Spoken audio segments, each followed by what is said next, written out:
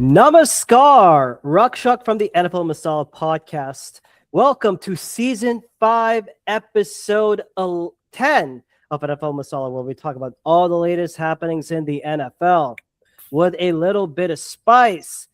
Today, we are now in a new conference, the AFC. And as we are continuing our division breakdowns, we are starting off with a very, very spicy division, the AFC East. And with me today, I am joined by two special guests. The first one, you may recognize him as the Adam Schefter, the Ian Rappaport, our special correspondent, our insider. Please give it up for our good long-term friend, Mr. Abhishek Ramani. Welcome to the pod. What's up, man? How you doing? Pretty good, pretty good. Welcome in. And for today's special episode, from the New England area, diehard Patriots fan. He also has a nice sports blog. Please welcome Mr. Varun Madali. Appreciate you having me. Well, before we begin the breakdowns of the AFC East, we have a major breaking the Makidar news. Abhishek, take it away. So my Dallas Cowboys signed two-time Super Bowl champion Von Miller to the squad. It's a much-needed depth piece. A lot of veteran leadership that we need on the defense, considering, our biggest Achilles heel last year was the defense. And Von Miller, yes, while he's 37, will be able to spot play and will probably, help, like I said, lead with Quinnen Williams. DeMarvin Overshone is going to be back. Deron Bland, all of them. That line needs it. And very, very excited to see what potentially might be his final year in the NFL. And he's from Texas, played college ball at Texas A&M. So this will be really fun, I guess. Sort of like a homecoming for him. And not going to have very high expectations, but he did have 9 sacks last year, which I want to say is more than probably a lot of what individual Cowboy players had last year.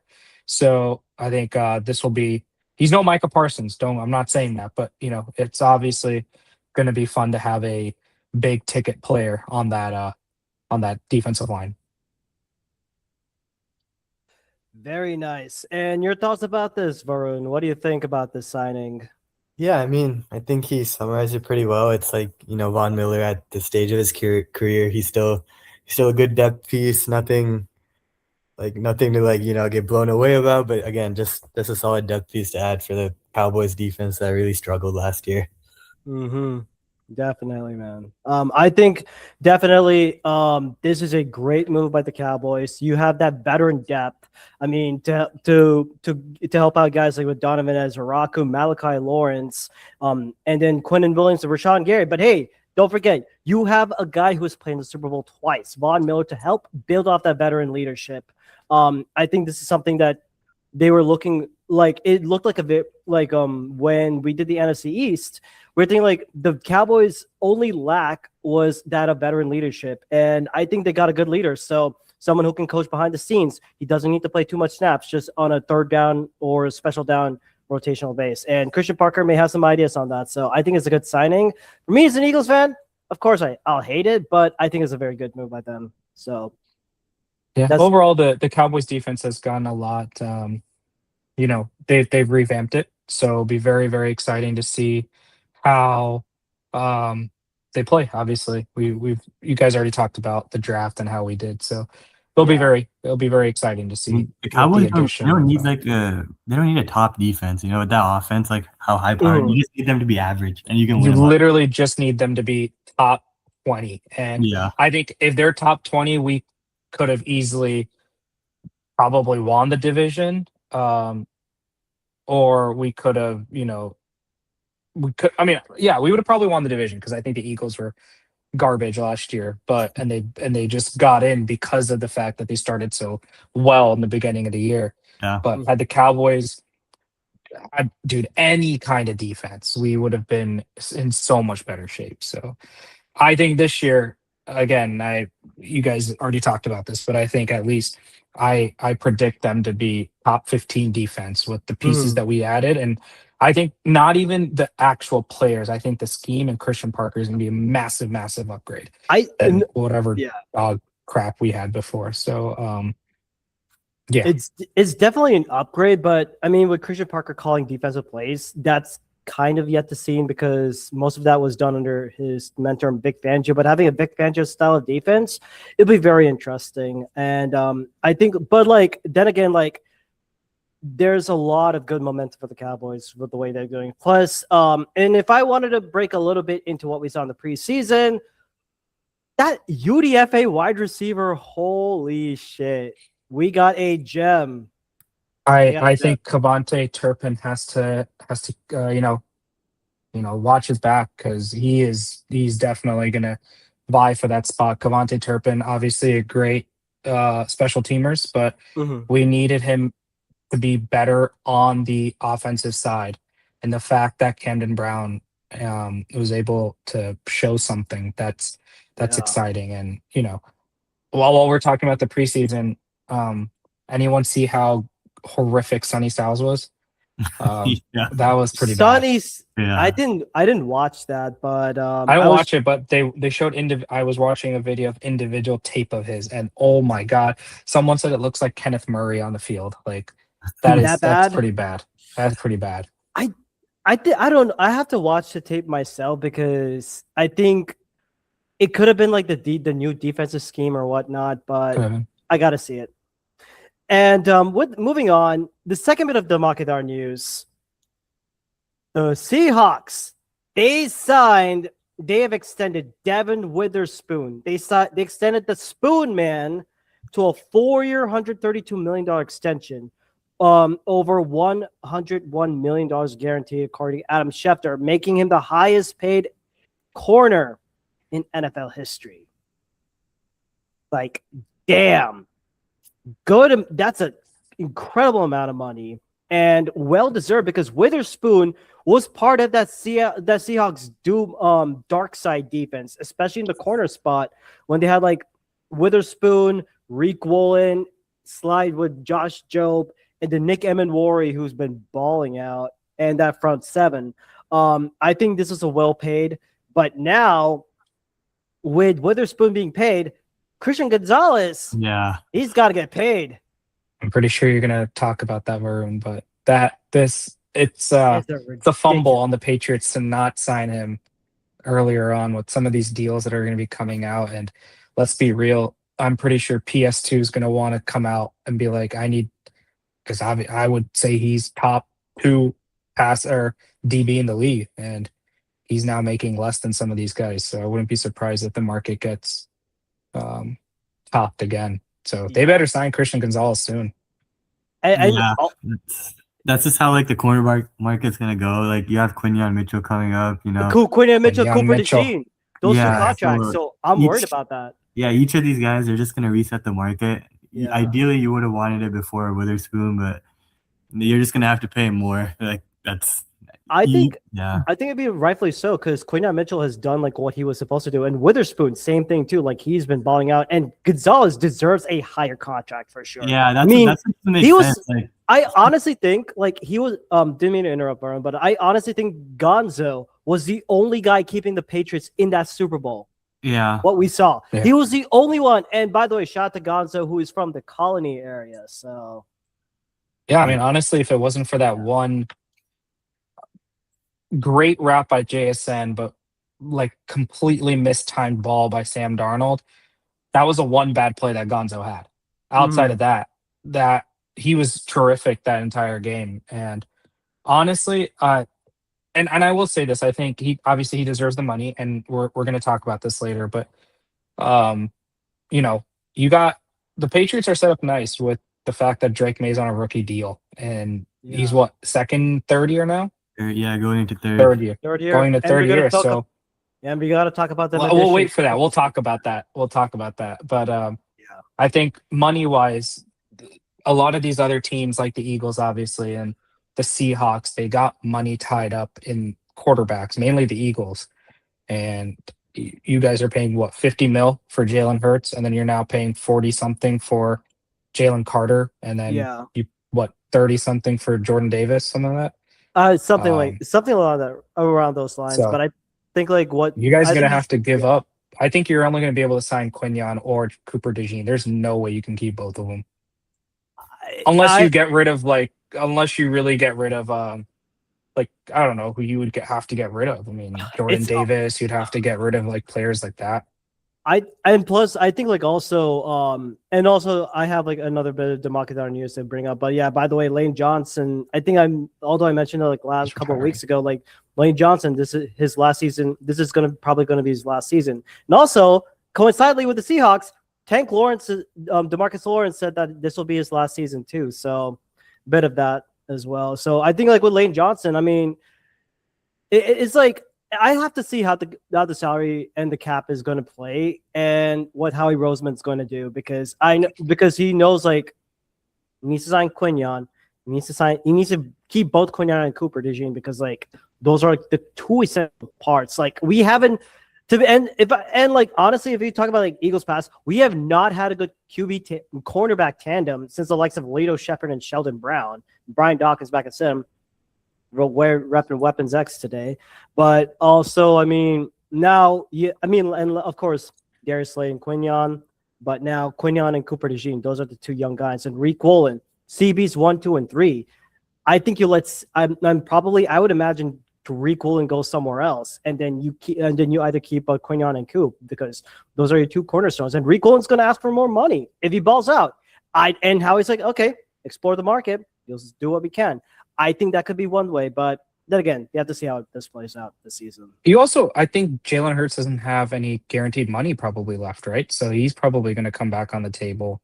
Saquon just signed. I'm pretty sure if Devontae supposed to be the number one receiver, if he comes out and balls out, he's going to want more money. I mean, you guys are a lot of things, yeah. Obviously, you won the Super Bowl what, 3 years ago. So yeah, the fact that you were able to, sign these guys and do it, and then let them go. Obviously, you traded a big piece in AJ Brown, which we'll obviously talk about later.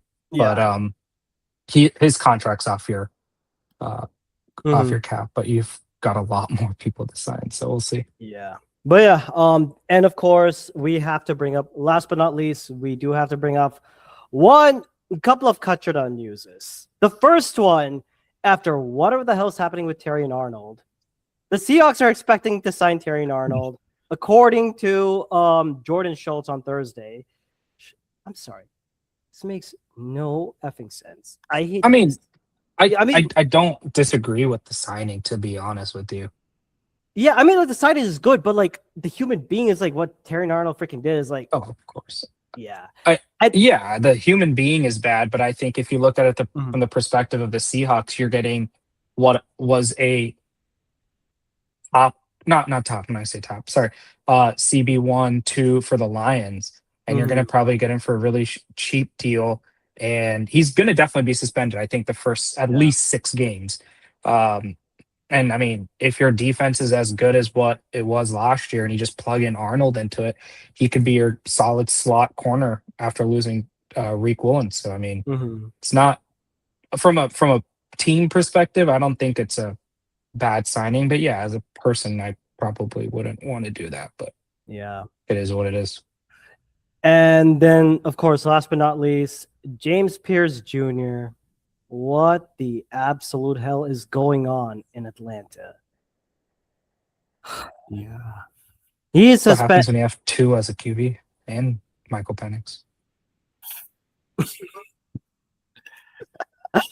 Yeah, so with that, according to ESPN source on Schefter, this was recorded on appeared on Friday. James Pierce Jr., defensive end, is suspended 8 regular season games for violating the NFL's personal conduct policy. He was arrested in February for getting after a domestic dispute, including his ex-girlfriend, LA Sparks forward Rickea Jackson. Yeah, I'm not gonna go on with this because it's just bad. It's just very, very bad. And now the Falcons don't have depth in their defensive end or something. And that's both their first round picks, right? Yeah, Jalen Jalen Walker's Walker's out, dude. I think like Jalen Walker's out for the season. And then this stupid shit happens. I mean, Yeah, I think this is the one where they traded their last year pick to the Rams Yeah. for Pierce. That obviously they got Ty Simpson out of, who balled out. What was it, yesterday or day before yesterday? yeah. But yeah, the Falcons suck, man. They're in hell. I feel bad for Bijan Robinson, and Drake London. Like, all they need is a good quarterback. I think they got great pieces on their defense. They got solid pieces on the offense. Their quarterback play, and I don't know what signing Tua has helped. I know the contract sucked, but Kirk Cousins probably would have been a much better option than whatever they have right now. But it's neither here or there. So, All right. And with that being said, after we got out of some nice and shitty Damakidar news, like literally shitty, we are now able to talk about the AFC East, and we will start off with the Patriots. Varun, what happened during the 2025 season? Well, they after another 4-13 season, you fired Jerron Mayo, you brought in Mike Vrabel, you revamped the whole team, and then in year one of Vrabel in May, you go 14-3 and you make the Super Bowl. So ultimately, it was a great turnaround by the whole team. That Drake May really emerged as, like, you drafted him with the 3rd overall pick, and you have high expectations for him, and you really put that all together.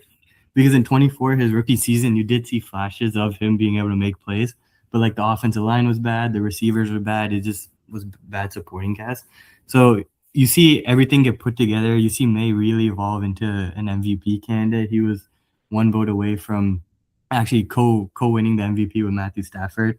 You draft Travion Henderson. You brought in Will Campbell. Well, Will Campbell is a interesting one because during the regular season he actually did hold up pretty good, but in the playoffs a different story. But you signed Diggs. You really just revamped that offense, which has been bad ever since Brady left.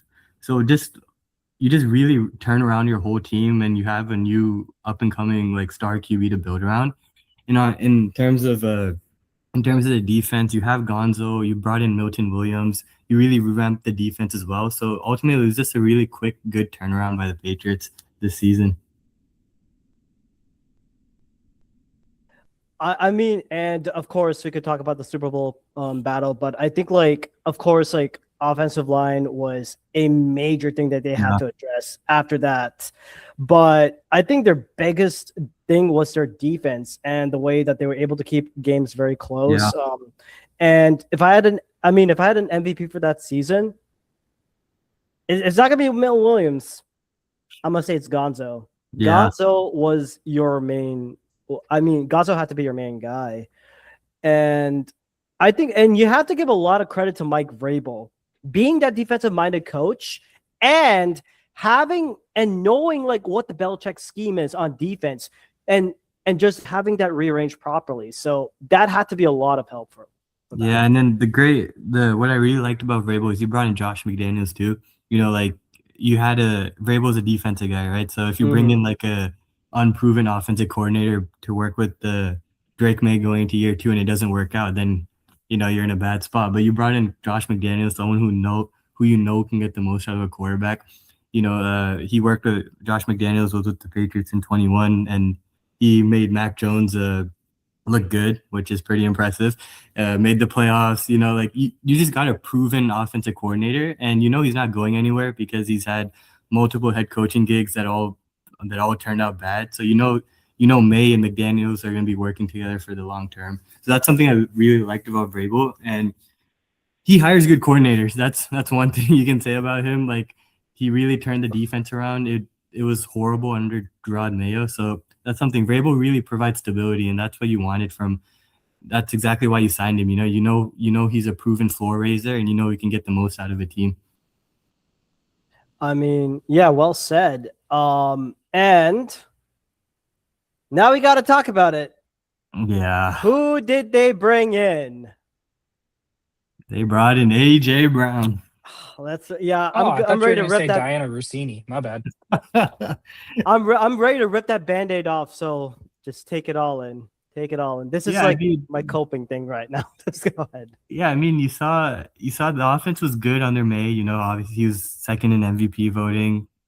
Diggs led the charge with the most receiving yards. Keyshawn Booty played a great secondary role, but you did see against like the great defenses in the playoffs, like you can't really count on the 32-year-old Stephon Diggs to consistently separate. Same with Keyshawn Booty, he's good, but like he makes splash plays, like the one against the Texans, but he's not someone you can rely on like throughout the game to consistently generate separation. So you did have to bring in a true number one to work with, and that's ultimately you brought in AJ Brown. And actually, I do actually think that is a win-win trade because you guys get good draft capital, and also I feel like it's kind of addition by subtraction for you. Like it is AJ Brown. He's a great player, but he's kind of weighing down. He's just bringing everything down. Jalen Hurts doesn't have to force feed him; he can spread it around, and then he gives the Patriots a proven one, and he gives May someone who can consistently separate and create yak. So I think it is a win-win trade. Yeah, definitely. And like for that, AJ Brown, if you ever stumble upon this NFL Masala podcast, you see a couple of Indian dudes talking football. As an Eagles fan, thank you for what you did when you came to the Eagles. And I'm not gonna be those bitter guys that say like, oh no, screw AJ Brown and all that stuff. You know what? I wish you nothing but the best. And I hope we don't get to play you in the future later on. Which, funny enough, the Eagles are going to be at Foxborough for training camp week 2. So that for preseason week 2. So that will be fun. I'm very interested to see how that battle goes. But yeah, as you said, I think both Eagles and the Patriots benefited for a lot. Eagles didn't have to eat that much of dead cap, and we have a lot more weapons to work around. It's going to be almost like a similar Kyle Shanahan West Coast type of offense. But Drake May, the number one thing that Drake May needed was a wide receiver number one.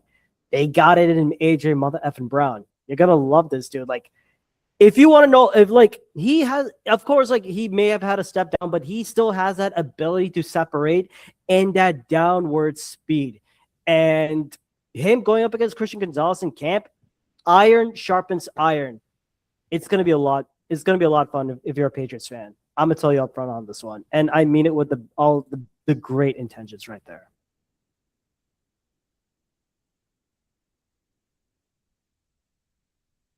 Yeah, I can't wait to see Drake May throw it to AJ Brown. AJ Brown, like 80% of what he was is better than any receiver the Patriots have had since 2019. So it's so nice to see a real receiver one on the Patriots again. And the best part is AJ Brown is reunited with Mike Vrabel. So that is like a huge bone. Like Mike Vrabel did not want to trade the guy. And we all know how the hell that happened. Now that he's back reunited with Vrabel, it's like, great. He's going to ball out 100% on that one. So I think so. And as we could be love to talk about AJ Brown, what other moves did the Patriots make that were like big standouts? Yeah, so I think other than AJ Brown, I think you brought in Romeo Doubs as like the wide receiver 2, which for before AJ Brown, he was the best receiver on the roster just in terms of what he's been able to do with the Packers. He's a consistent route runner. He's just a very solid receiver to add. Probably not a receiver 1, but like a good receiver 2. So they brought in Romeo Doubs, and then I'd say one of the big ones is they did sign Elijah Vera Tucker to come in as left guard, and this kind of hits two birds with one stone because Jared Wilson, a center they drafted out of Georgia, he was playing left guard, and he's naturally a center. So once you bring in Elijah Vera Tucker, you're able to kick in Jared Wilson to his natural position.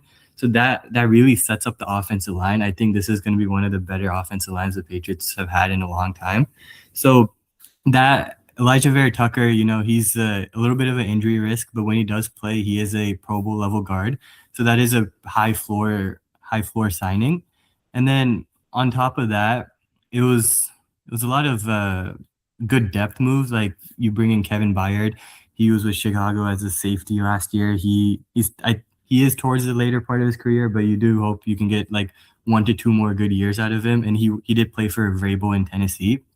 And then from there, again, it was just a lot of depth signings like KJ Britt and Mike Brown. They signed a fullback, Reggie Gilliam. But the more notable ones do come in the draft. After you see Will Campbell struggle that much, you brought in Caleb Lomu as the left tackle. And he's not probably going to start this year. I could see him as a swing tackle if someone gets injured, but going forward, if Will Campbell does continue to struggle, you could see him move to the left. Or what I think is more likely is Morgan Moses on the right side. He is 36, so you don't know how much longer he's going to play. So I do think Caleb Lomu is the long-term right tackle. And then you also bring in Elijah Raridan. He was a tight end out of Notre Dame. So again, a long-term Hunter Henry replacement, and then with your second-round pick, you select Gabe Akis, edge rusher, because edge rusher is a current weakness, and there's no depth there. So again, just a lot of solid depth signings on top of the splashes of AJ Brown, Elijah Vera Tucker. They really filled out their roster, and they've raised their floor from last year.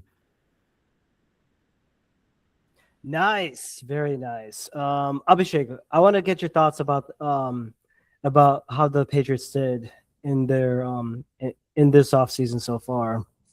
Yeah, I mean, coming off of one of the most impressive seasons, new head coach, you had what was basically another rookie season for Drake May, coming with a brand new, system. I think the MVP of that entire season is got to be, Josh McDaniels. The fact that every time the Patriots bring him back, the offense is actually back to a watchable offense. Even with Tom Brady. I mean, at least with Tom Brady, you had Tom Brady, right? But like you said, Varun, he made Mac Jones a Pro Bowl QB and took him to the playoffs. And then the moment McDaniels left, it was back to the bottom. Yeah. And it's just good to now see a solid core. I think people have finally realized that Josh McDaniels is a pretty shitty head coach. So I think Josh McDaniels is honestly probably going to be a lifer as an offensive coordinator in New England unless it gets really, really bad. And so I think that's a great continuity thing for Drake May, something that, a lot of teams struggle with, because once an offensive coordinator or a defensive coordinator is good, they end up getting signed as a head coach somewhere else. So I think it's solid. So coming off that, you guys made some great moves, keeping the core intact, didn't really lose a lot of players outside of, Stephon Diggs and things like that. But again, you upgraded Stephon Diggs to Romeo Doubs, and then you upgraded Romeo Doubs with AJ Brown. And I think that trade has been a thing since the moment the Super Bowl ended. Everyone knew it was going to happen. He's been wanting it. The Patriots have been creaming for him since mid of last season, right? So we knew it was going to happen, and it eventually did. And honestly, it's about time that it ended. I'm glad it didn't get pulled in towards closer into the season. It happened when it did, and great move, like you said, for both teams, the Eagles and the Patriots. And overall, I think I was one of the people that said the Patriots were their season was a product of a very weak schedule.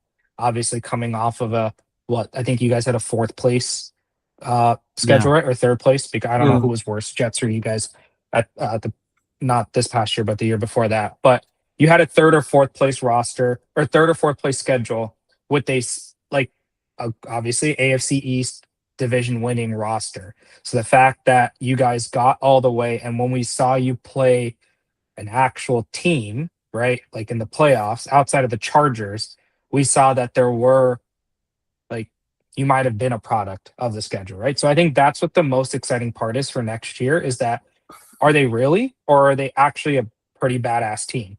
Because you guys have a pretty tough schedule, if I'm correct, because you guys play the AFC West, right? So you play the Chiefs, you play the Broncos, and the Broncos will actually have Bo Nix versus playing Jarrett Stidham in that playoff game, which honestly, again, you would have lost had it been any other QB playing out there, right? And you play the Rams, if I'm correct, right? I don't have your schedule up, but you guys have now you have a first place schedule. So it will be interesting to see, are you guys actually the team that we all think that you could be? Or are you just, a solid team? Or will you make another run to the Super Bowl is my, I think, thing. And all the other teams in the AFC are back. Obviously, they're healthier and they've revamped. So it'll be exciting. I'm very excited to see how the Patriots are going to do. I have AJ Brown in Dynasty, so I'm so freaking excited. I hope he balls out because I need that. Yeah. I think the yeah, Patriots it'll are going to be a better team with a worse record next year. Like, Yeah. you really you completed the roster, you brought in more high level talent, but again, like the schedule is more I could see like maybe 11 wins, like, but you're much better, like more complete roster than you were last year. Yeah, I mean, what you guys were 14-3, right? If I'm Yeah. correct. Yeah, I mean, you can't get any better than that. Yeah. You like sweep the table, right? Like I would put your over under to probably like 11 to 12 wins. And obviously depending on if you guys how you guys beat Buffalo or however the divisional works. I mean, it'll obviously the division is between you guys and Buffalo. There's no conversation outside of that.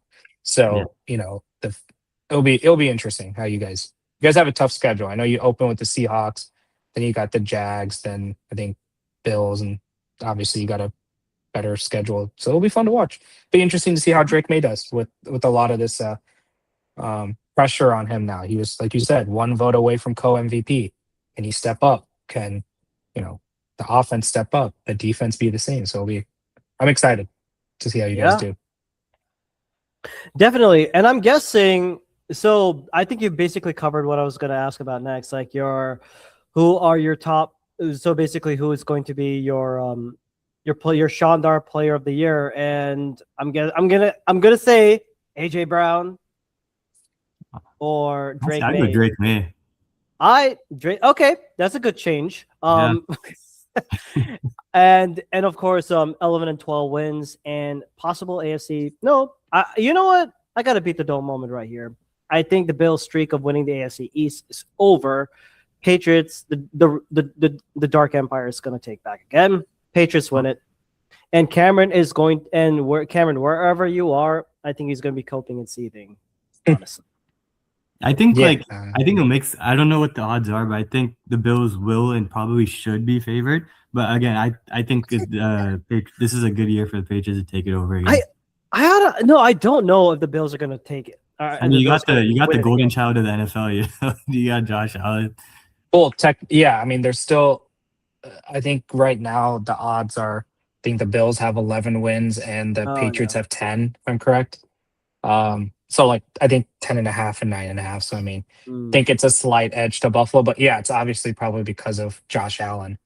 But I mean, I honestly, I'm looking very forward, and I really, really hope he takes a step up. But I hope Travion Henderson takes a step up. Oh yeah, like bro, it's about time. I know he was a rookie, but when I say it's about time, like Ramondre Stevenson would be at the goal line and still fumble the ball, and you still can't get like goal line touches, right? That was like it's about time to step up.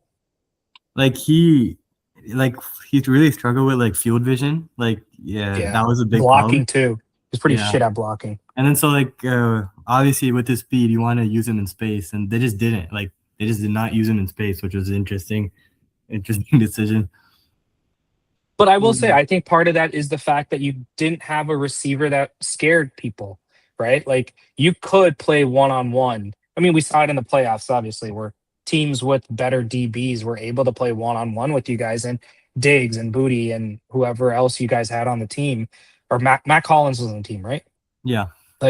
You guys couldn't get any separation, right? The fact that you now have AJ Brown, you're going to have teams were not going to leave AJ Brown one-on-one. They're going to put a safety on top, right? So now I think you have the ability to open up the field, and I'm hoping Henderson actually takes the starting job from Stevenson because it's about time. Yeah. Definitely so. Yeah, and I honestly think like, yeah, I mean, Ramondre Stevenson has been serviceable, but he's not. I think he's taking a step down. Henderson has to be your number one to go. If McDaniels can make that change, the Patriots go a little bit more on the run heavy thing, but also make AJ Brown happy because that's what May's got to do. AJ Brown and Romeo Dobbs, if those two can like coexist together, I think you'll be seeing a great one wide receiver 1-2 tandem for sure, and that would make sense. All right. With that being next, I will talk about that team in Florida. We're talking about the Miami Dolphins. Shocker. I mean, all you have to say is on to 27. Yeah, literally on to 2027. We can just move on. We can say that for the next year. I mean, let's be real. The I- fact that Troy Aikman, their consultant, he has like all these restrictions now, right? Because from ESPN, Yeah, from that he can't ESPN, go see all these things. He openly said, I mean, the Dolphins aren't going to be good. They don't have any Monday night games. Why does it matter? Like, that's how even the contract or the consultant knows how shit they are. It's like literally on to 2027. What the only thing we're excited to see is Davon or what is it? Devon Achane? Achane. Okay, but I got to talk a little bit on because, hey, we broke down the Pats. I got to do my thing on this one, man. But so please bear with me. I will try and make this as quick as possible. Please bear with me. So, yeah, it was pure disappointment. They finished 7-10 in this division. They had a 2-7 start. Then you had false hope with a 4-game winning streak. But however, it was completely dismal. Offensive regression that led to Mike McDaniel getting fired. Chris Greer, their long-term GM, getting fired. And interim GM Champ Kelly took over, gave them a little bit of hope until they were eliminated in week 15. It was so bad. Like, if you want to talk about stats, they were 25th in the NFL in points scored, 347 total points. 20 points average, 20.4 points average points per game. Points allowed, that defense was bad. 424 points surrendered. They were ranked 24th in the NFL, 24.9 points per game allowed. Total yards, guess where they were ranked? Any guesses? 30? 26. Should be 30. Should be 33 considering how shit they are. No, they were ranked 26 in total yards per game, 295. However, the defense allowed 344 yards, ranked 21st in the NFL. And their rushing offense, they were ninth. They're top 9th in DVOA. Defensive, it was bad. They were 22nd overall. Defensive rushing was 11th. That was a shocker. Like, if you want to talk about how shit this team was, I'm not going to mince any words. So, and you know what? This has literally gotten me into a fucking Ruckchuck rant. I don't know why I'm ranting about the Dolphins, but this team somehow pisses me off after watching all of it. Like, looking through the stats just now. Tua turned the ball over. Tua Tunga, whatever the crap it is, Tua Tagovailoa. 2,660 passing yards and a career high 15 interceptions. He lost the starting position to Quinn Ewers. For you UT fans, this is the only time I will do it. Welcome. You should have screenshotted that, Abhishek. You should have. I mean, his PFF grade 70.2. Career worst 5.4% turnover worthy play ratio. The only good thing on their offense was Devon Achane. Clear offensive MVP. First 1,000 rushing yards this season. He had 1,350 rushing yards, 5.7 yards per carry, 12 total touchdowns. And receiving, Jalen Waddle. I mean, so much for the speed with Tyreek Hill, who was pretty much MIA. Jalen Waddle had 910 receiving yards. It was bad. And what's even like, and as part of that defense, which was so bad, Jordan Brooks, shout out to my boy from Texas Tech, Jordan Brooks, first team All-Pro honors, led the NFL with 183 tackles, complemented that with 3.5 sacks, 13 TFLs, 7 tackles for losses, 77.8 PFF grade. Offensive line, Aaron Brewer, who is the center. The center. He was the number 2 center in PFF, 87.4% overall grade. But what was even bad, Mike McDaniels, like his aerial offense, 27th in DVOA, deep ball inconsistency, and Tua turned the ball over. In 5 of their last 10 games, the Dolphins have lost by 20 points or more. Like, how bad is this? And the Week 15 loss to Steelers eliminate the Dolphins. They have a streak. Their active playoff win drought has gone to 25 consecutive seasons. The longest active streak in the NFL. Like, what are we doing, folks? What are we doing? But hopefully all is not lost. They did make some changes in the offseason. Like, they had to. Otherwise, what the fuck are we doing with this then? But some of the players that they brought in, Malik Willis from the Packers, 3 years, $67.5 million. Greg Dulcich, tight end, they re-signed him to a 3-year deal. Cleveland Farrell from the Niners, edge. Zane Gonzalez, they actually got a kicker from the Falcons. Lonnie Johnson, safety. So basically, it was like a lot of 1-year deals. Most of them re-signings like Willie Gay, Darrell Baker. They brought Josh Uche from the Eagles, Charlie Heck, Zane Anderson, Packers, Jalen Tolbert from the Cowboys. I mean, not that much exciting, but the only thing that was like mine was like, oh yeah, the Malik Willis and Greg Dulcich. They re-signed those 2 guys.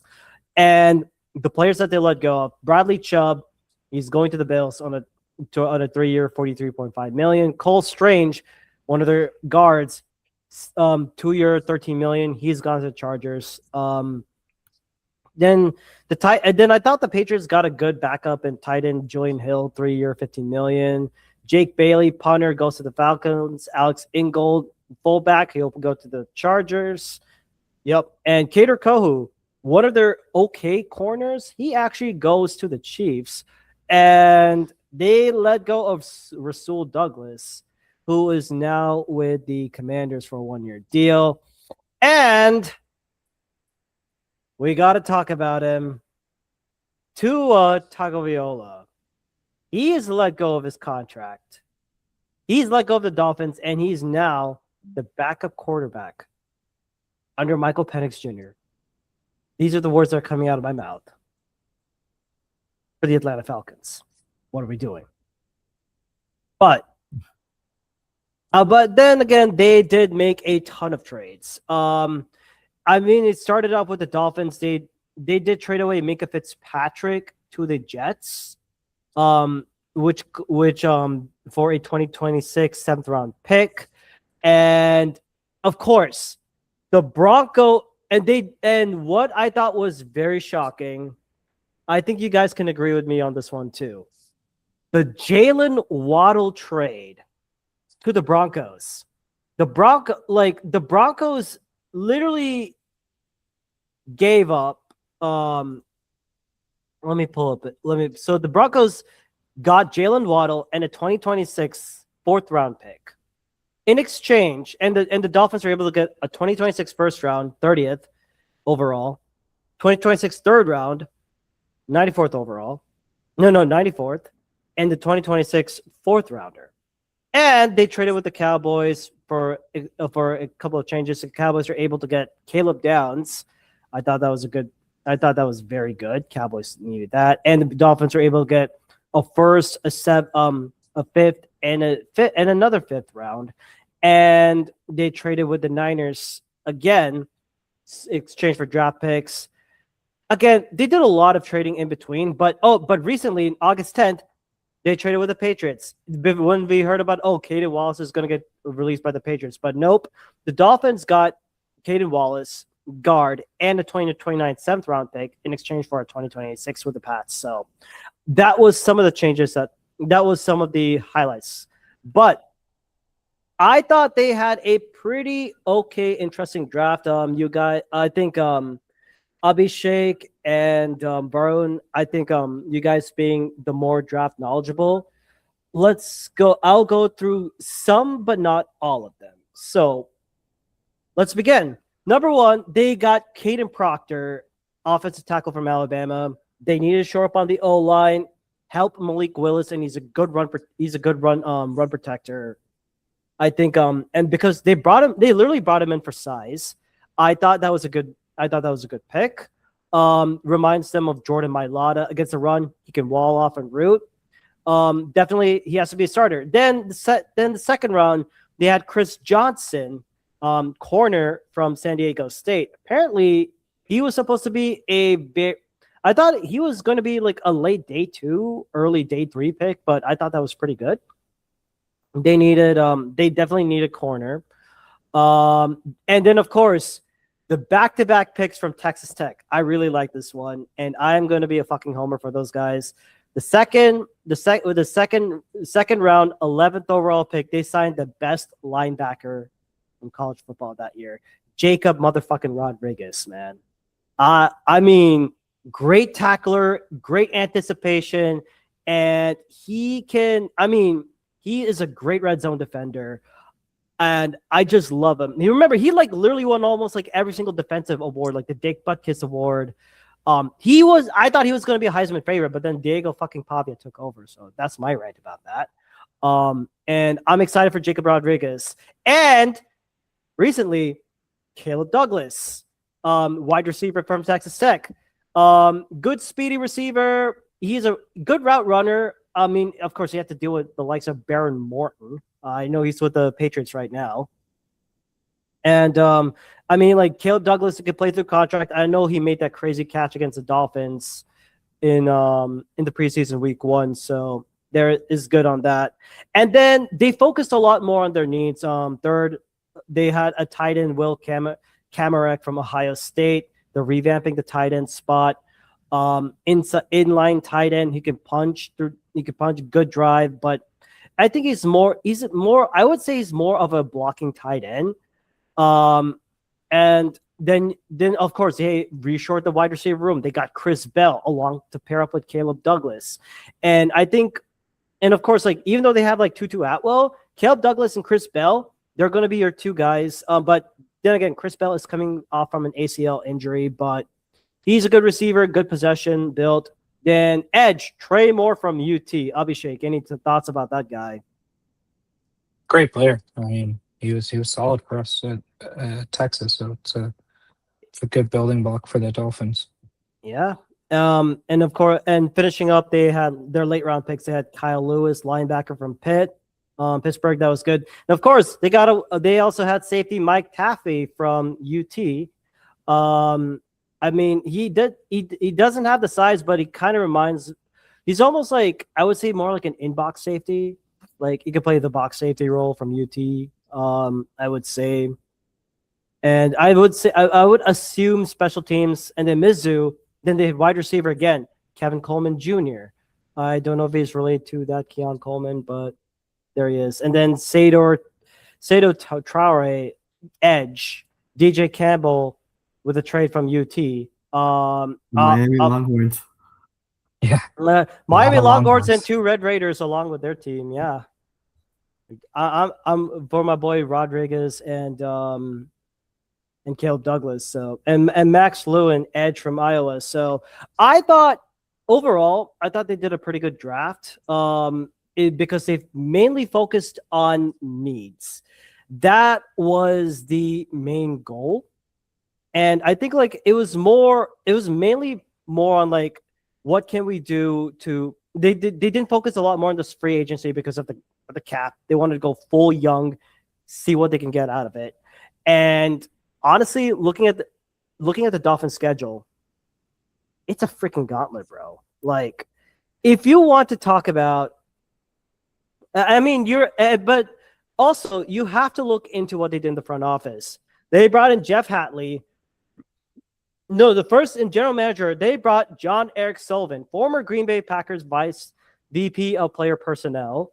And then they stole the former Packers defensive coordinator Jeff Hatley to be the new head coach, and for offensive coordinators they brought in Bobby Slowick, and offensive assistant guru Kevin Patullo,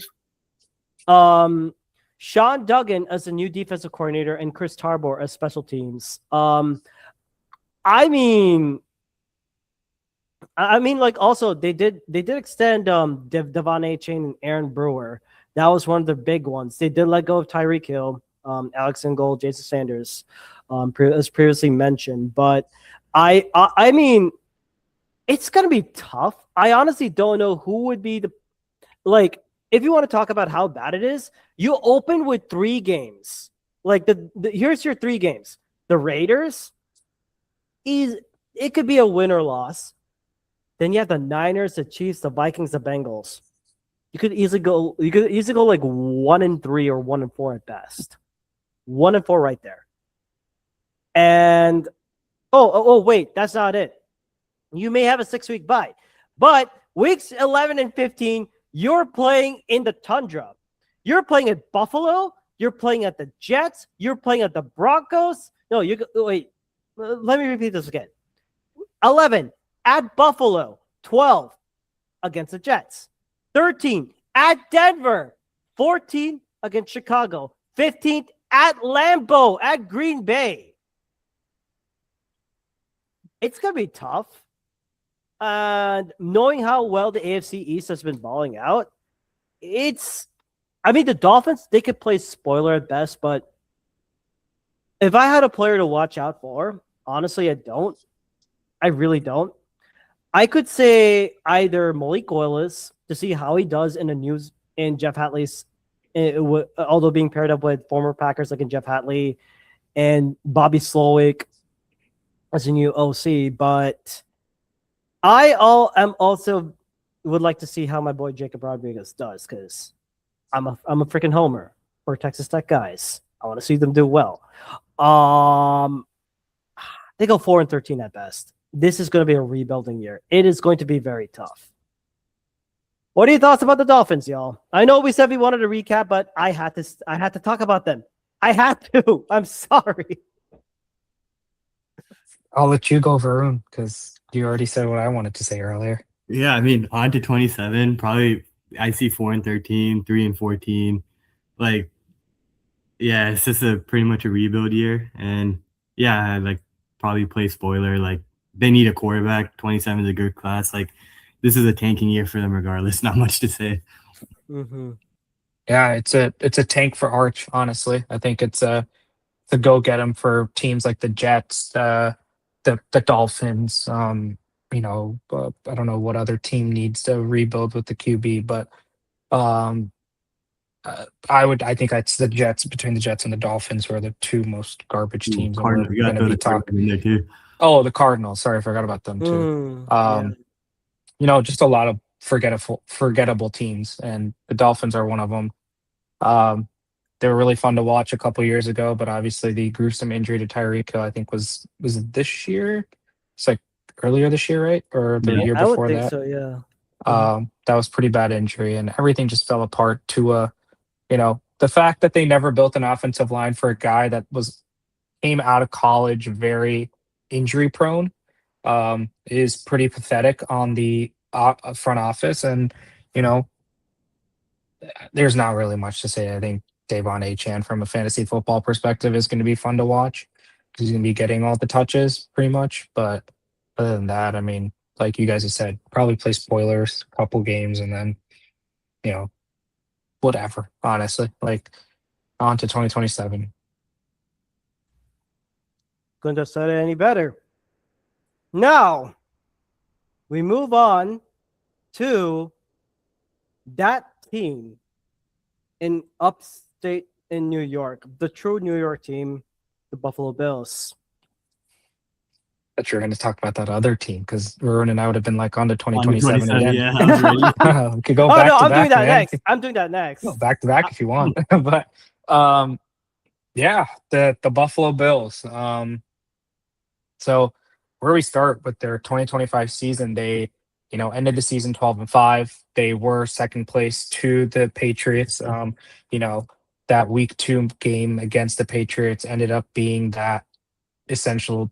Was it week 2 or something like that? I think week 2 or earlier on. Pretty much Drake May's coming out party from earlier in the season. That was a tough loss that the Bills had. That ended up haunting them when they were trying to catch up to the Patriots in the division race. But at the end of the day, they were 12-5. They were the 5th seed, probably the best 5th seed that was out there. Snuck by the Jags. They should have actually lost that game the way they played, but they snuck by the Jags, and unfortunately, had that what I say would be one of the worst playoff losses to the Broncos. But the problem is that the Bills have always had these pretty historic downfalls, and the way that their season has ended for the last 3 to 4 to 5 years, I'm surprised their fans are still alive. I mean, I would be pretty I'll probably have 5 heart attacks for each playoff loss. I mean, going back to that 13-second loss to the what else? I mean, 13-second loss, then losing to the Bengals, then losing to the Chiefs twice. I mean, and then obviously the unfortunate dropped catch that Brandon Cooks had. I think that was BS, but obviously we've all gone back and forth on it. But it's a new season. They ended the season by firing Sean McDermott, which I think was 2 years too late. The fact that they couldn't get over the hump against the Chiefs about a couple years ago should have been, the end, and they should have rebuilt with a new coaching staff, but they didn't. Mainly when Mike Vrabel was sitting out there. Obviously, probably wasn't going to get him because he had already pretty much been signed by the Patriots. But it would have been nice to have on a off season where you had Bill Belichick and you had Mike Vrabel, you had all these other really top notch coaches sitting out there, and you decided to stick with Sean McDermott, which came back to bite you. However, while I do say that, Sean McDermott did not have a bad defense. His pass defense was one of the best ones. It was I think the top in the league in allowing just under 160 yards of passing yards per game. So that's pretty solid for the pass defense, but for the rush defense and the pass rush and the run defense was pretty bad. And a lot of it was with injuries to Ed Oliver. And if I'm correct, Matt Milano was hurt earlier, very early in the year. And the fact that, they got 12 wins, I think is pretty surprising with just that defense. But again, I think it all goes back to the golden child, like Vern always loves to call him, is Josh Allen.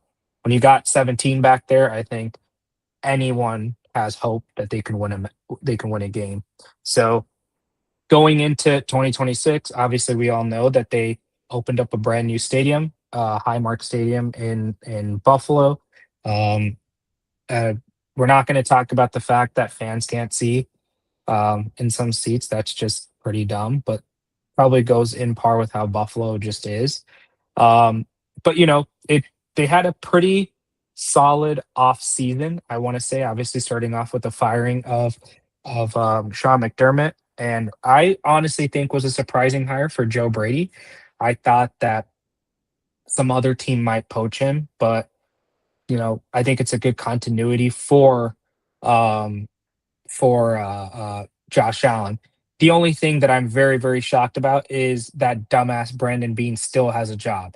I don't get it. How do you have a job when you just have consistently been the most worst GM? I think you're probably on par with how bad Jerry is as a GM.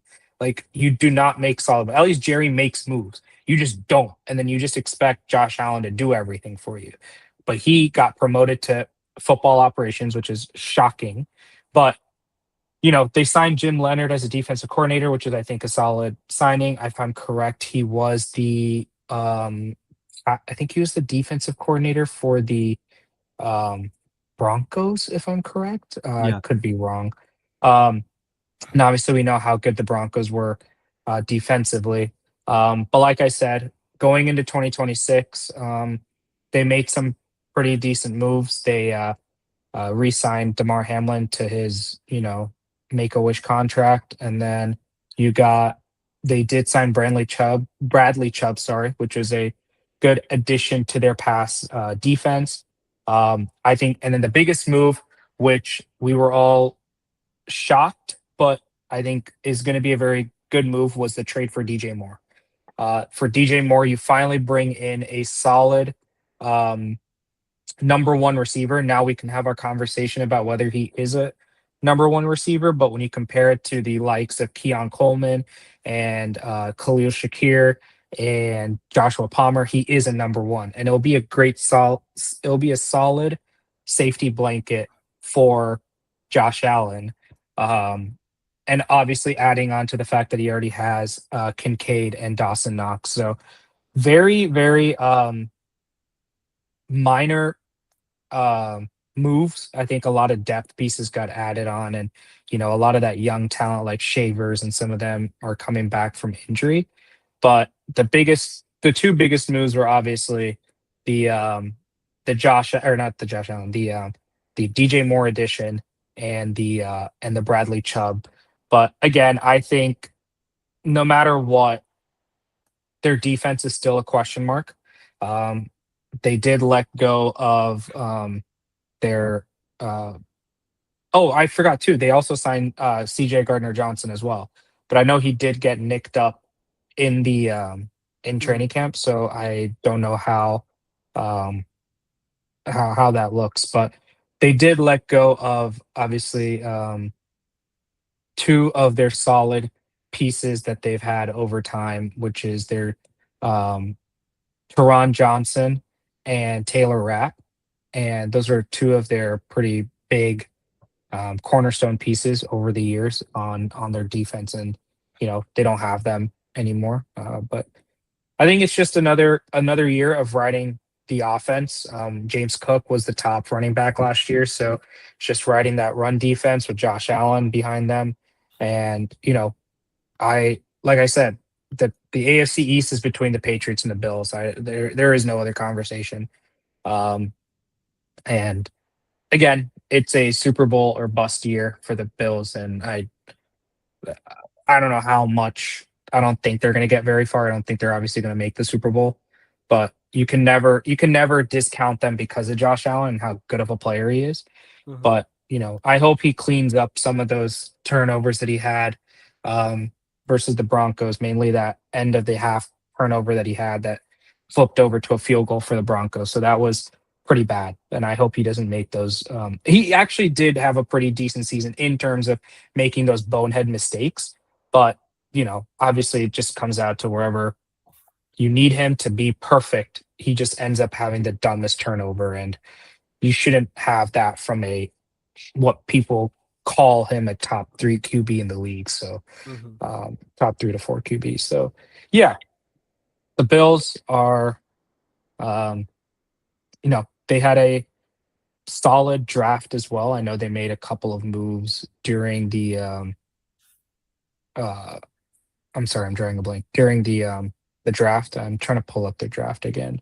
I actually have their draft. I actually have like the Bills draft selections, so I could share that with you. Oh, TJ Parker was their number one, was their first pick, and again, like I said, they moved out of the first round to come back in. It's a whatever move, I think. I mean, again, it's a Brandon Bean move where we just don't know why he's still there. So, like, I think they're gonna I thought, and I've been mentioning this, I thought when you ended the season the way you ended it and you were going to fire Sean McDermott, I thought it was time to clean house. You're going to clean house completely and you move into the new stadium with a brand new regime behind Josh Allen. So you could have had a new coach. And yeah, Joe Brady's not a bad coach, but I don't know if there was any other options out there.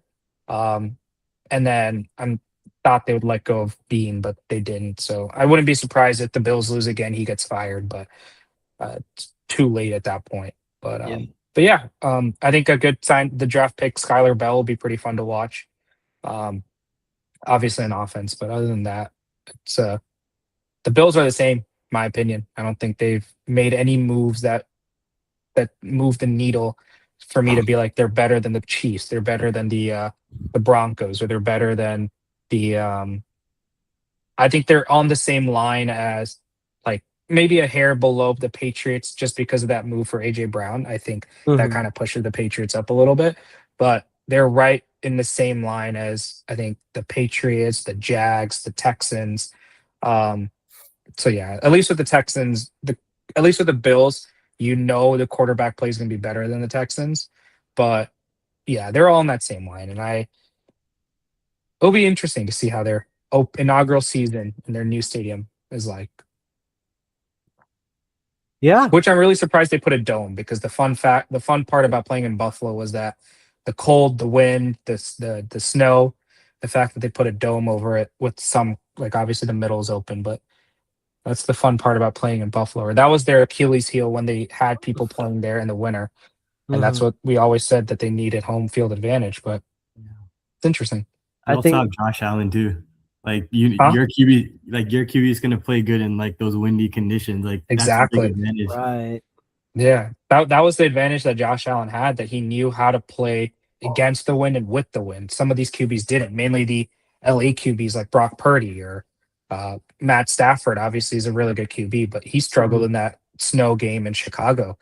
And the fact that a lot of these teams are just going to domes for no reason just is really irritating. And every stadium now is going to look the same. But at least it's not a retractable roof. At least they have it open no matter what, but Yeah. it's not the same. Well said on that. And so what do you think the record's gonna be? I don't know if you talked about that already. No, I think based on their season, I have their schedule pulled up. They have a pretty interesting and tough opening 5 games actually. Um, they play the Texans to open up their season, then they play the Lions, the Chargers, the Patriots, and then the Rams. That's their first 5 games. So it's going to be a very tough opening um, first quarter of the season, and then they obviously have the Ravens right after that. So they have a tough schedule. I think that I mean they're gonna go 4-0 versus the Jets and Dolphins. So at least they'll be 4-0. And then I think they might split the Patriots. The home away ones will probably get split.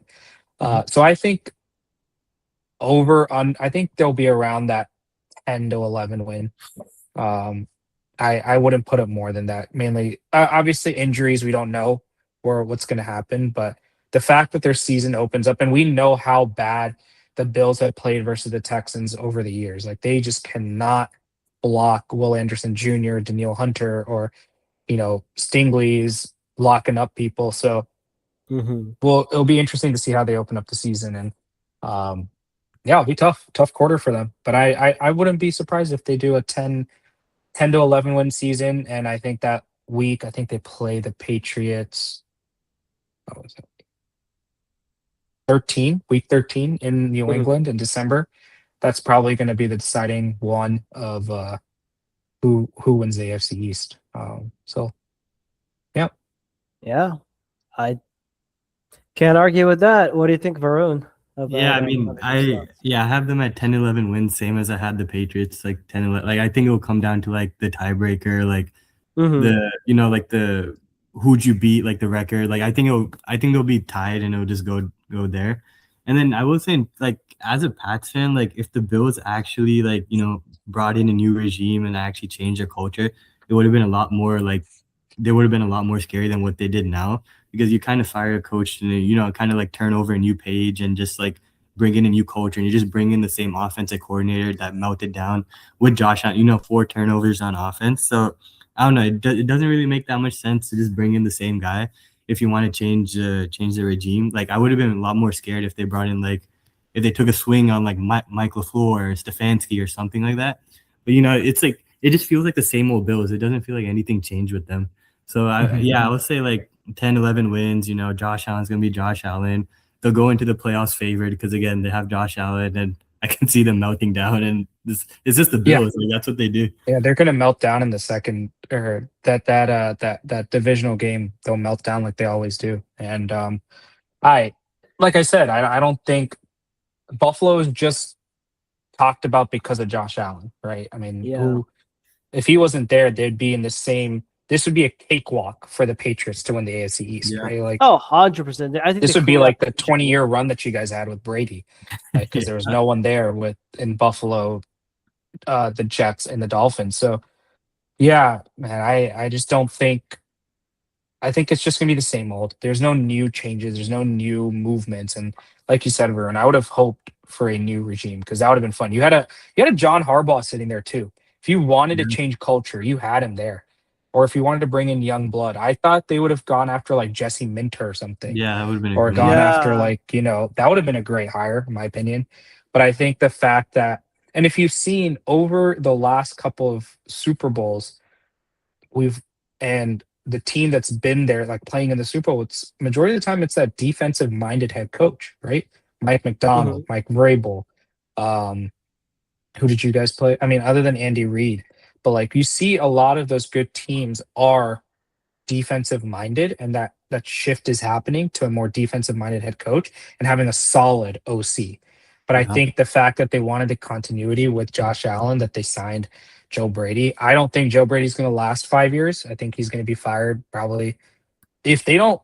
I mean, shit, they've got to win the Super Bowl. Honestly, like there's no other thing for them. Maybe make it, but I think if the only way that if he loses in the second round again, I think Bean is gone next year, hopefully, and then the year after that, if they lose again and don't make the Super Bowl, I think Joe Brady won't survive. Mainly because Josh Allen would be getting up in age. I think he's 30 now, 31. So he's getting up there, and he's going to start to be that QB that we will talk about as, was great, awesome, Hall of Famer probably, but just couldn't get it done, right? So, yeah, the Bills are on the clock, man. Their window's closing, and it's very, very small. Now that the Patriots are back, it's very small. So it'll be it's whatever. Honestly, in my opinion, it's whatever with them. Yeah. I mean, I think definitely great analysis as always, Abhishek. This is why we get you guys on this one to talk about to give us more on that in depth. And do I really have to do this, guys? On to 27. On to 27, man. On to 27. Okay. I'll do this quick. The Jets. The New Jersey Jets. The New York Jets. Again, can we move to 2027, please? 3-14 under first year Aaron Glenn. They were trash. 29th in points scored, 31st in points allowed. They were 32nd in point differential, turnover differential, and yard differential. The only team to ever finish last in all three categories. That's how bad it was. No, Abhishek, what was the French word that you told us this is equivalent to? They were dog shit, man. Exactly. It was so bad. The defense had 0 interceptions. This entire defense did not have an interception. Only 4 total turnovers by fumble recoveries. That's how bad this team was. They were all expecting Aaron Glenn to say, oh, we're going to take this defense up to the next step.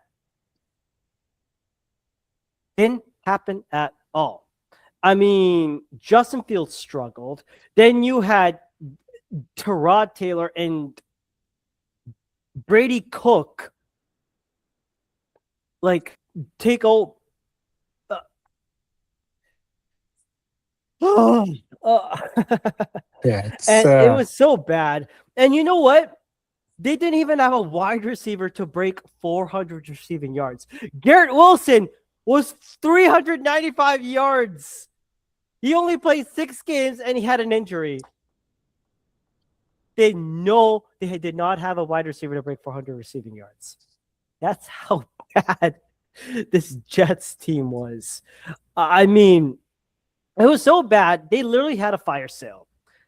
Not only they traded Sauce Gardner to the Colts and Quinton Williams to the Cowboys for high round draft picks.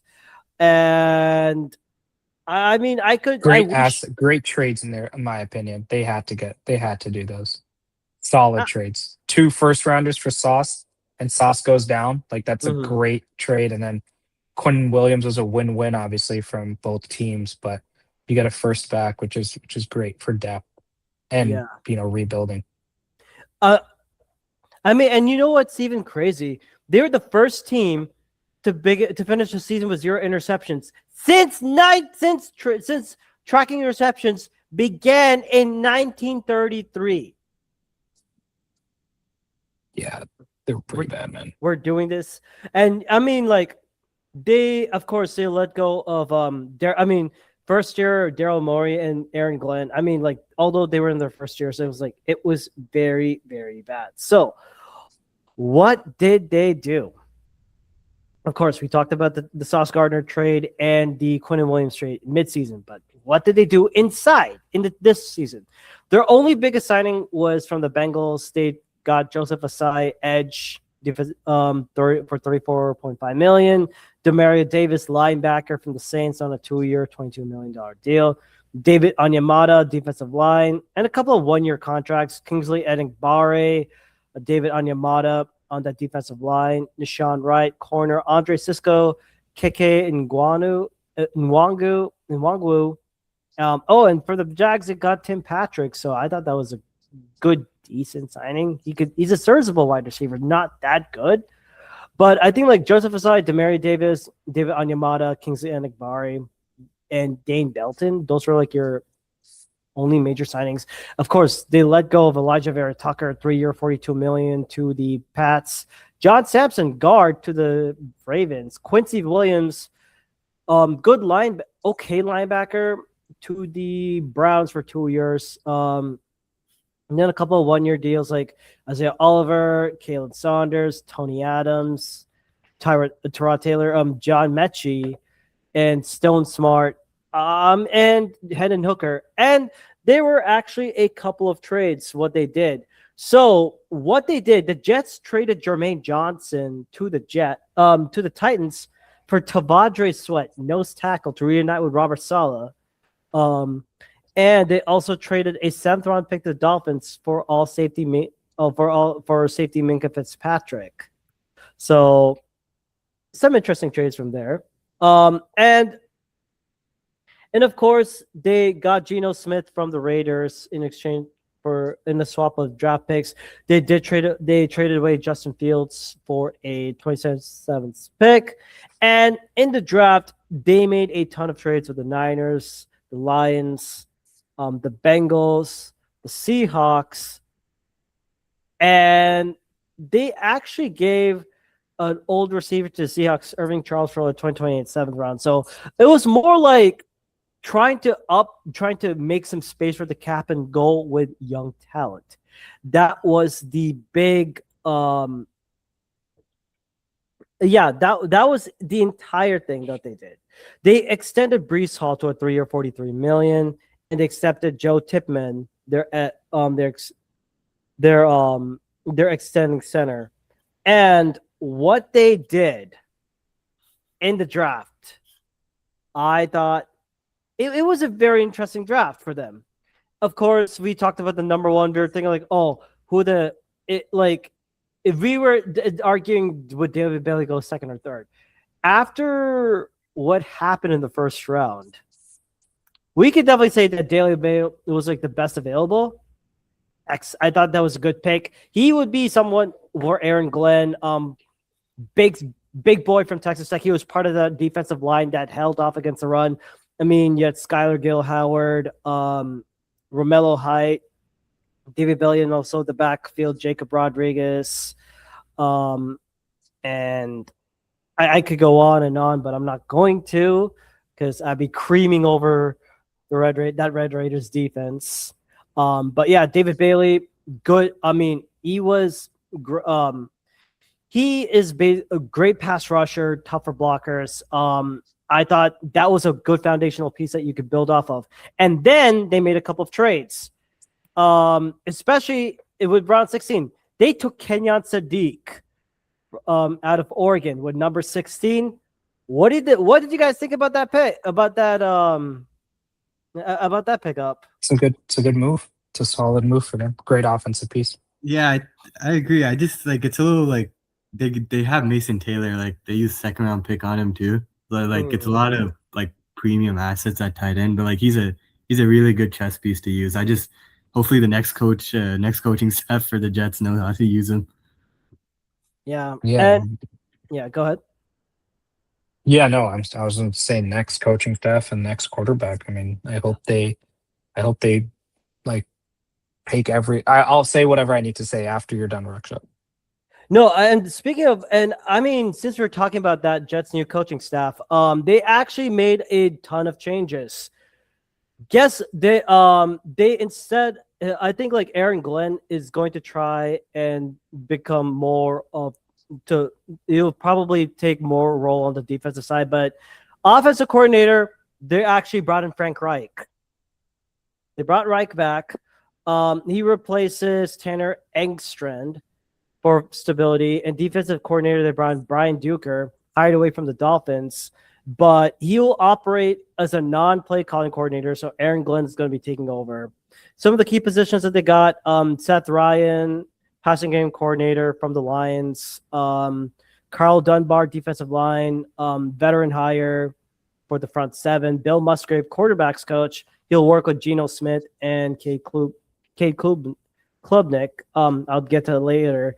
Ben Rolling, linebackers, and Ryan Slowick, defensive assistants, to help for takeaways. Like after 0 interceptions, something had to give. So I did like the Kenyon Sadiq and David Bailey ping. And then, of course, what they did with round 30 after the first round trade, they got Omar Cooper Jr., one of the best wide receivers from that Indiana championship team.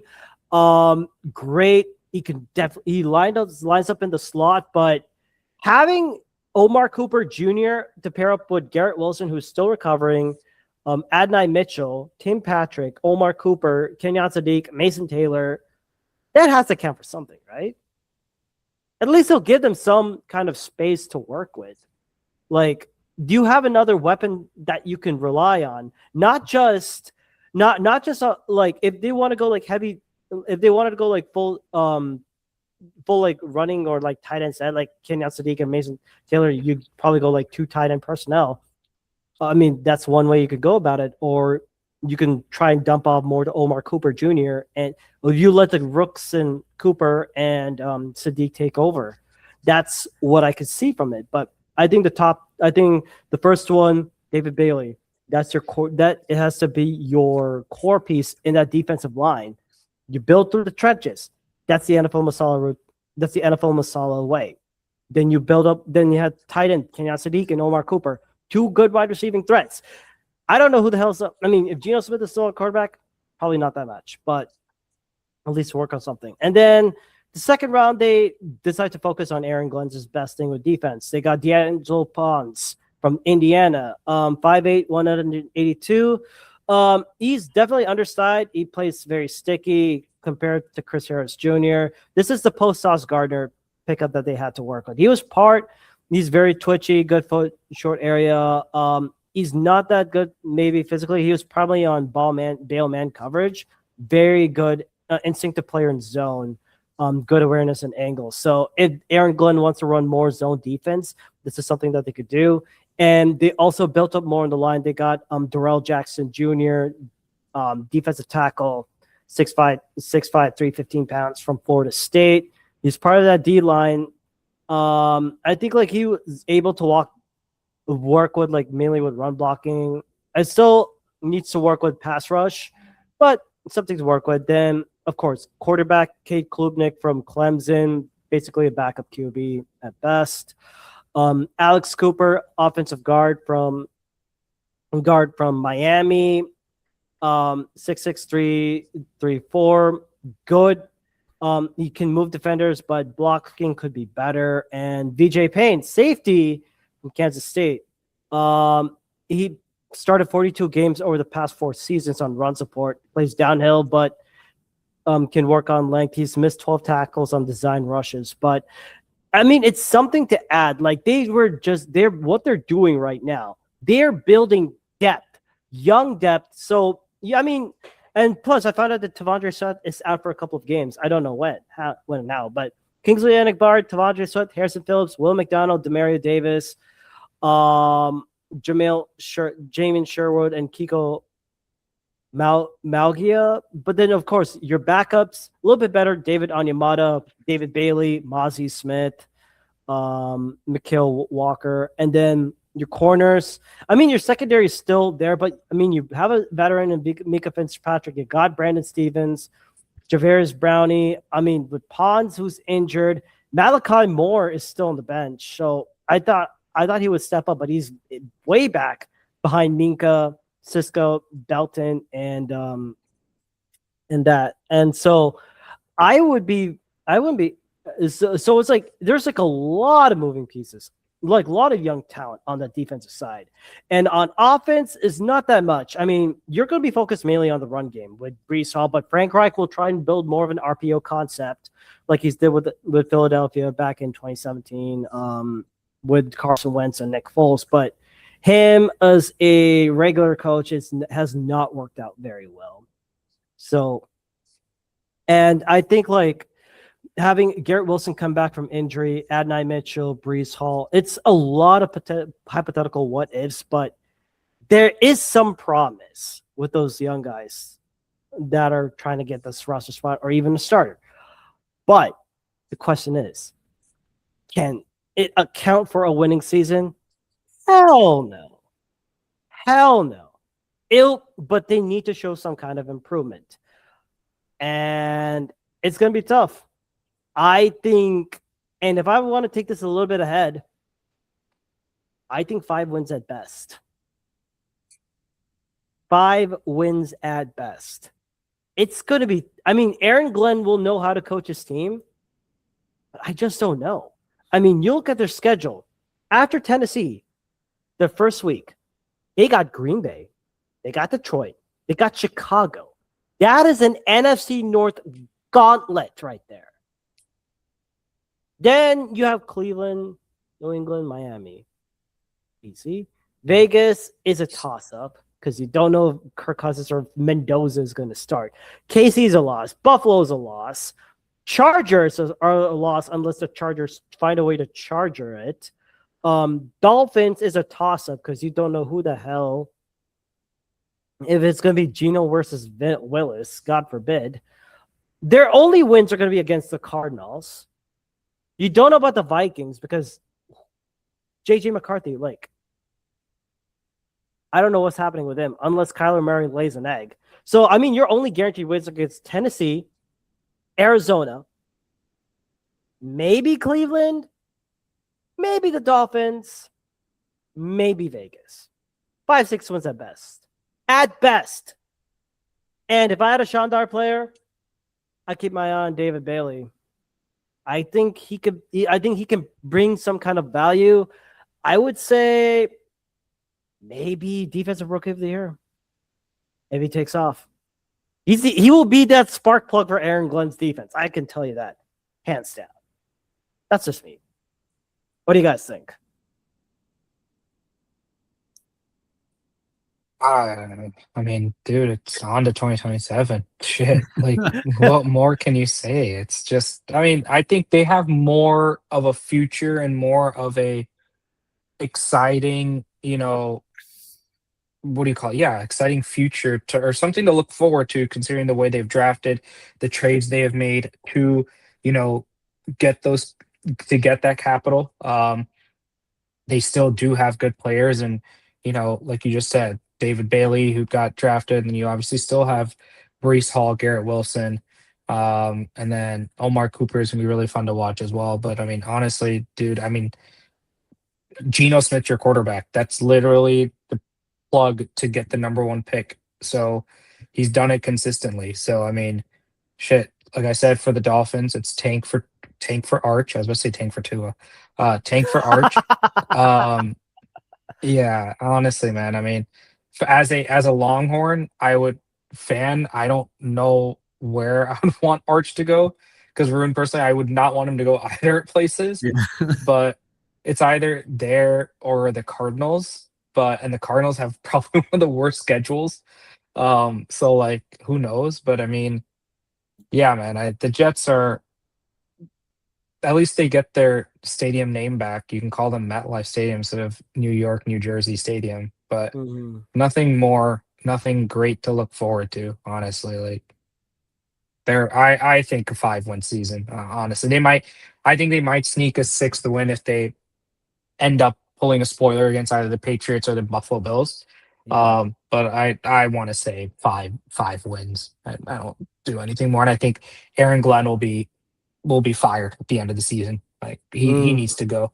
I don't think he's a good head coach. I think um, the Jets were stupid to sign him. I think there were so many better options.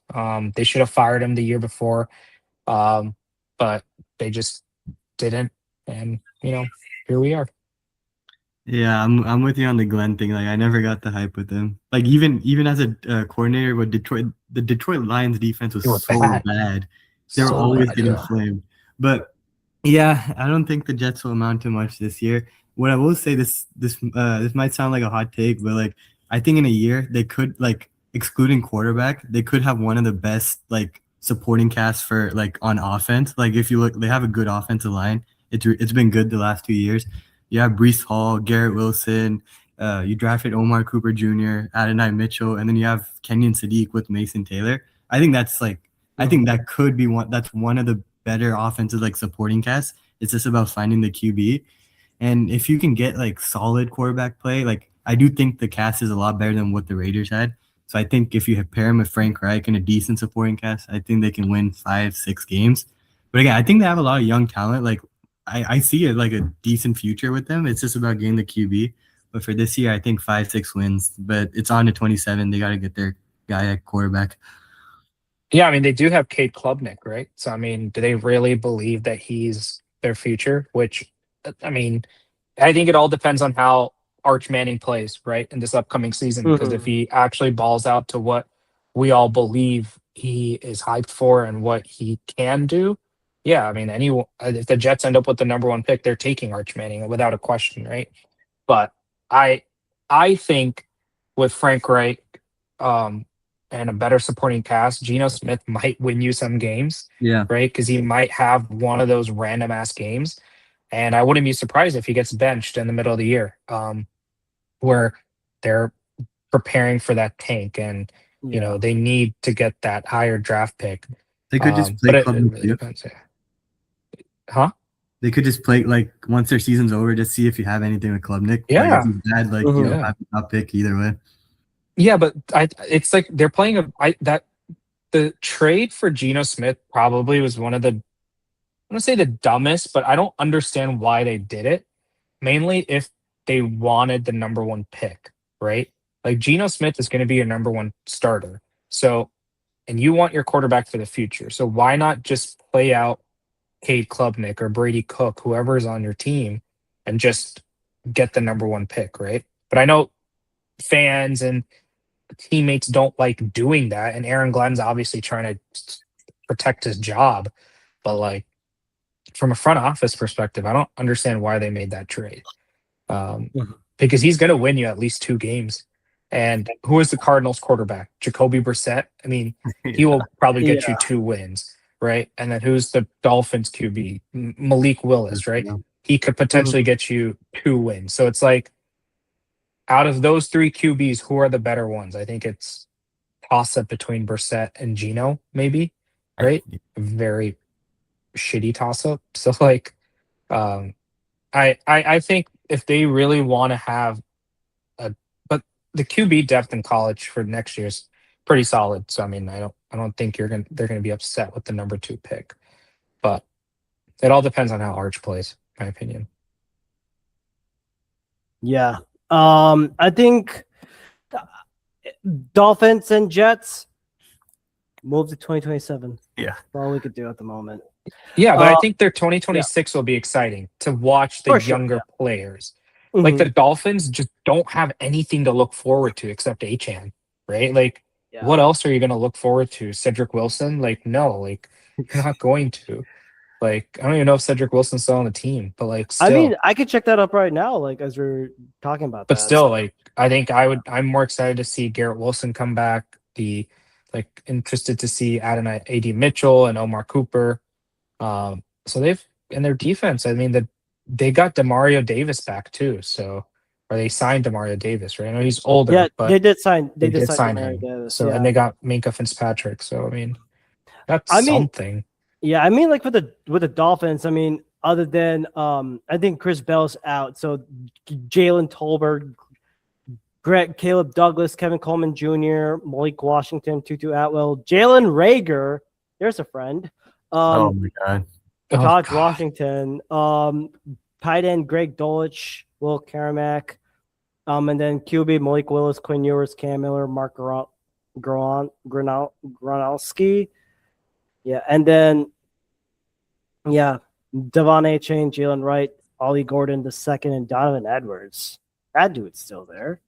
And I've been like on defense. There's Chop Robinson, Kenneth Grant, Zach Seiler, Josh Uche, Jordan Brooks, Terrell Dotson, and of course, Terrell Dotson, Jacob Rodriguez, Trey Moore, Jason Marshall, Dante Trader, Zane Anderson, Juju Benz, and Chris Johnson. So it's like a lot of like moving and young pieces. But again, I think like the Dolphins, Jets, they could play spoiler, but they're not going to make that much of an impact. So if we were to rank it, I mean, between 1 and 2, I'm gonna say this: beat the dome moment right here. Patriots 1, Bills 2nd. Patriots will win a division. Bills are gonna get a wild card spot. I think Dolphins and Jets. I still think the Jets can go up to 6 wins at best, but I would. Shit, this is hard for between the Dolphins and the Jets because I think both of them are playing for Tank Bowl right now. I just think the Jets have a lot more talent. I think the Jets are more likely to win more games than the Dolphins. I mean, just by having a better quarterback and more talent, like Vern said. You're right. Yeah. 1 and 2 are a distant 1 and 2, and then 3 and 4 are just literally playing for because the schedule got released for them. So the question more is, I think a lot of people have more questions about whether how many ACLs MetLife Stadium is going to take because they already took Jamal Adams down in the first preseason game. So like I think that's more concerning for Jets fans than they are about their actual team. So, but Vern, I have a question for you. Are you surprised that Quinn Ewers has been pretty shitty? I mean, like it's kind of like his last He's year. our guy. He was good in college. He was kind of holding like in his last year. He was kind of holding it like he wasn't playing that great in his last year. Like I feel like if he declared a year early, like he would have been a guaranteed first rounder. But I don't know. Like I didn't think I thought he'd be solid. You know, like I didn't think he'd be like a long-term starter. But like when he got drafted, I thought he could like. I thought he could win the job. Yeah, I didn't think he'd be like this bad in the preseason. Like it's kind of. Yeah, he was 1 for 8, 27 yards and a pick. So I mean, like, and I think he played majority of the second half, if I'm correct, right? Or the second quarter. I don't remember, but like, I'm surprised he didn't win the job last year. Mainly when you had Mike McDaniel, sorry, as your head coach. At least there was an offensive scheme, right? You had I thought Jalen it was Waddle on a the good spot field for him when he first had to start, but I guess he's just not a. I mean, it's a common tale, right? Like good college quarterbacks is never meant to be like pro starters. I guess he's one of those. Yeah, I think he's a solid. He's like Sam Ellinger, right? He's just not. He's just a backup. That's all he is. I think Which that's is all his which life's is the gonna be. weird thing because like he came in as like one of the best QB prospects ever. So you would have thought like he would be like an NFL guy, like NFL starter, which is. And he's got the arm too. He had his arm count's crazy. It's good. I mean, but again, I think it kind of sucks that he's on the Dolphins, right? But still, if you can't win the job on the Dolphins, how do you expect to do well anywhere else, right? His stock just kind of tanked the last year. That Ohio State game was the one that did it, mainly when he couldn't close the deal. But yeah. Oh well. Yeah. I think with that being said, thank you guys for joining in, and thank you for those for listening to the NFL Masala podcast. You can find us on our following platforms: Google, Spotify, Apple, and Pocket Cast. I think Google. No, probably not Google. but we're on YouTube, so make sure you like, share, subscribe, and click on the bell icon for more notifications. We are also on our following social media platforms: Twitter/X and Instagram at NFL Masala 2022. That is all underscore at NFL. And that's all lowercase at NFL Masala 2022. And Abhishek and Varun, where can we find you guys? You can find me on Instagram, varun.madali. You can find me on Instagram, abhishek.ramani, and on Twitter, Shek the Shrek. Awesome. And with that, we will hit you guys with our team outros. Abhishek. Go Cowboys. AJ Brown touchdowns. And of course, and in one time I'm saying this for you, Anand. Go Pack Go. And from me, fly Eagles fly. Take care. Have a good night. Have a wonderful Sunday night. Peace.